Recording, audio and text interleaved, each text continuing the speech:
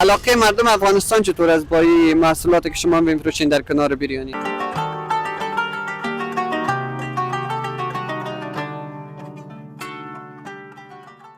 بریانی چطور مشهور شد؟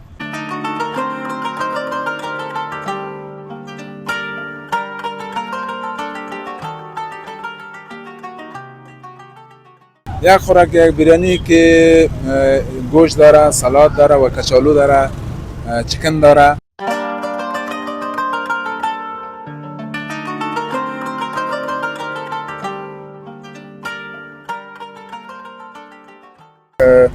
لاهوری چوله دایش میفته، کچپ دایش میفته، چکنی دایش میفته و ما او رو باز 50 افغانی سودا میکنیم.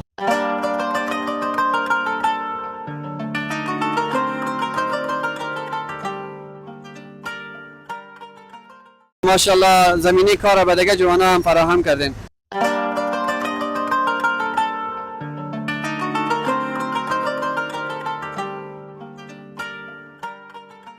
انشاءالله نن به دې خوند وګورو او ذایقې به وګورو، بیا به دوستانو سره هم شریک کړو چې واقعا ډیوه بریاني ښه خوندور خواړه او خوندوره بریاني تیاره کړې ده.